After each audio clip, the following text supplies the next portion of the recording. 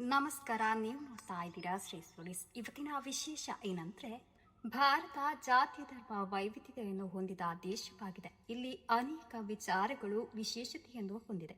ಅದರಲ್ಲಿ ಒಂದು ವಿಶೇಷತೆ ಎಂದರೆ ಬೈಕ್ ದೇವಾಲಯ. ಇದು ಏನು, ಇದು ಎಲ್ಲಿದೆ, ಹಾಗೆ ಬೈಕ್ ಅನ್ನು ಎಲ್ಲಿ ಪೂಜಿಸ್ತಾರೆ, ಯಾಕೆ ಪೂಜಿಸ್ತಾರೆ ಎಂದು ತಿಳಿಯಬೇಕಾದ್ರೆ ಈ ವಿಡಿಯೋ ನೋಡಿ. ಅದಕ್ಕೂ ಮೊದಲು ಈ ಚಾನೆಲ್ ಅನ್ನು ಸಬ್ಸ್ಕ್ರೈಬ್ ಮಾಡಿ.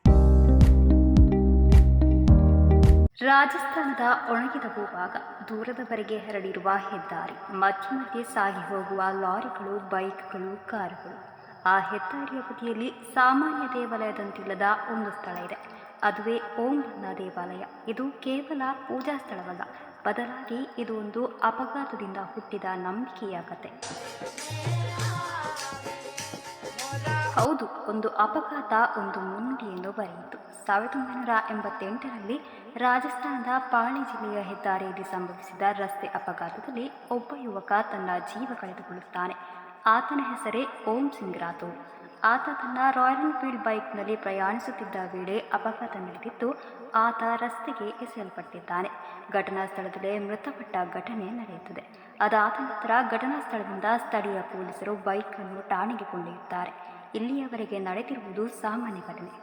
ಆದರೆ ಇದರ ನಂತರ ನಡೆದ ಘಟನೆ ಹೊಸ ನಂಬಿಕೆಗೆ ತಿರುವು ನೀಡಿದೆ. ಜನಪ್ರಚಲಿತ ಕಥೆಯ ಪ್ರಕಾರ ಪೊಲೀಸರು ಕೊಂಡೊಯ್ದ ಬೈಕ್ ಠಾಣೆಯಲ್ಲಿ ಇರಬೇಕಿತ್ತು. ಆದರೆ ಮುಂದಿನ ದಿನ ಬೆಳಗ್ಗೆ ಬೈಕ್ ಮತ್ತೆ ಅಪಘಾತ ನಡೆದ ಸ್ಥಳದಲ್ಲೇ ಕಾಣಿಸಿಕೊಳ್ಳುತ್ತದೆ. ಯಾರೋ ಕೊಂಡೊಯ್ದಿರಬಹುದು ಎಂದು ಅಂದುಕೊಂಡ ಪೊಲೀಸರು ಮತ್ತೆ ಠಾಣೆಗೆ ಕೊಂಡೊಯ್ಯುತ್ತಾರೆ.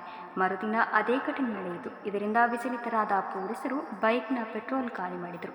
ಜೊತೆಗೆ ಬೈಕ್ಗೆ ಸರಪಳಿ ಹಾಕಿ ಕಟ್ಟಿ ಹಾಕಿದರು. ಆದರೂ ಬೈಕ್ ಮತ್ತೆ ಆ ಸ್ಥಳಕ್ಕೆ ಹಿಂತಿರುಗುತ್ತಿತ್ತು. ಈ ಕತೆ ಜನಗಳ ನಡುವೆ ಹಬ್ಬಿ ಹೊಸ ನಂಬಿಕೆಯನ್ನು ಹುಟ್ಟುಹಾಕಿತು. ಈ ಘಟನೆ ಗ್ರಾಮಸ್ಥರ ಮನಸ್ಸಿನಲ್ಲಿ ಅಚ್ಚರಿ ಮೂಡಿಸಿತು. ಅದು ಕೇವಲ ಆಶ್ಚರ್ಯಕರ ಘಟನೆ ಮಾತ್ರವಲ್ಲ, ಈ ಘಟನೆಯ ಹಿಂದೆ ಏನೋ ವಿಶೇಷತೆ ಇದೆ ಎಂದು ಇಲ್ಲಿನ ಜನರು ನಂಬಲು ಆರಂಭಿಸಿದರು. ಗ್ರಾಮಸ್ಥರು ಮತ್ತು ಸ್ಥಳೀಯರು ಈ ಘಟನೆಗೆ ಹೊಸ ಆಧ್ಯಾತ್ಮಿಕ ಅರ್ಥವನ್ನು ನೀಡುತ್ತಾರೆ. ಓಂ ಬನ್ನ ಇನ್ನು ಈ ರಸ್ತೆಯನ್ನು ಕಾಪಾಡುತ್ತಿದ್ದಾನೆ ಎಂಬ ಮಾತು ಜನರ ಬಾಯಲ್ಲಿ ಹರಡಲಾರಂಭಿಸಿತು. ಅಪಘಾತ ನಡೆದ ಸ್ಥಳದಲ್ಲೇ ಜನರು ಬೈಕನ್ನು ಪ್ರತಿಷ್ಠಾಪಿಸಿದರು.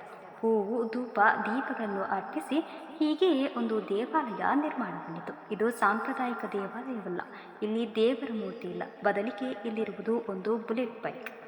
ಇಂದು ಓಂ ಬನ್ನ ದೇವಾಲಯ ರಾಜಸ್ಥಾನದ ಹೆದ್ದಾರಿಯಲ್ಲಿ ಸಾಗುವ ಪ್ರಯಾಣಿಕರಿಗೆ ಒಂದು ಪ್ರಮುಖ ನಿಲ್ದಾಣವಾಗಿದೆ. ಲಾರಿ ಚಾಲಕರು, ಬೈಕ್ ಸವಾರರು, ದೂರ ಪ್ರಯಾಣಿಕರು ಪ್ರಯಾಣ ಆರಂಭಿಸುವ ಮೊದಲು ಇಲ್ಲಿ ತಮ್ಮ ಗಾಡಿಯನ್ನು ನಿಲ್ಲಿಸಿಯೇ ಮುಂದೆ ಹೋಗುವುದು. ಕೆಲವರು ಹೂವು ಅರ್ಪಿಸುತ್ತಾರೆ, ಕೆಲವರು ದೀಪ ಹಚ್ಚುತ್ತಾರೆ, ಕೆಲವರು ಮದ್ಯದ ಬಾಟಲ್ ಅರ್ಪಿಸುವ ಪದ್ಧತಿಯನ್ನು ಅನುಸರಿಸುತ್ತಾರೆ. ಇದು ಸ್ಥಳೀಯ ನಂಬಿಕೆಯ ಭಾಗವಾಗಿದೆ. ಅಪಘಾತದಿಂದ ಪಾರಾದವರು ಮತ್ತೆ ಇಲ್ಲಿ ಬಂದು ಕೈ ಮುಗಿಯುತ್ತಾರೆ. ಓಂ ಬನ್ನ ದೇವಾಲಯದ ಕತೆ ಅನೇಕರಿಗೆ ರಹಸ್ಯವಾಗಿರುವುದು.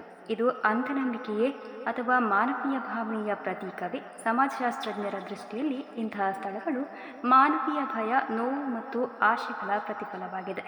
ಹೆದ್ದಾರಿ ಅಪಘಾತಗಳು ಸಾಮಾನ್ಯವಾಗಿರುವ ಪ್ರದೇಶಗಳಲ್ಲಿ ಜನರಿಗೆ ಭದ್ರತೆಯ ಭಾವನೆ ನೀಡುವ ಸಂಕೇತಗಳ ಅಗತ್ಯವಿರುತ್ತದೆ. ಓಂ ಬನ್ನ ದೇವಾಲಯ ಅದೇ ಭಾವನೆಯ ಸಂಕೇತವಾಗಿರಬಹುದು. ಸೂರ್ಯ ಮುಳುಗುವ ಸಮಯದಲ್ಲಿ ಹೆದ್ದಾರಿ ಬದಿಯಲ್ಲಿ ನಿಂತಿರುವ ಬ್ಲಡ್ ಬೈಕ್ ಕೇವಲ ಲೋಹದ ಯಂತ್ರವಲ್ಲ, ಅದು ಒಂದು ಸ್ಮರಣೆ, ಒಂದು ಕಥೆ, ಒಂದು ನಂಬಿಕೆ. ದೇವರು ಎಲ್ಲೆಲ್ಲೂ ಇರಬೇಕೆಂದಿಲ್ಲ. ಕೆಲವೊಮ್ಮೆ ಮನುಷ್ಯನ ನೆನಪುಗಳಲ್ಲೂ ನಂಬಿಕೆ ನೆಲೆಸಿರಬಹುದು.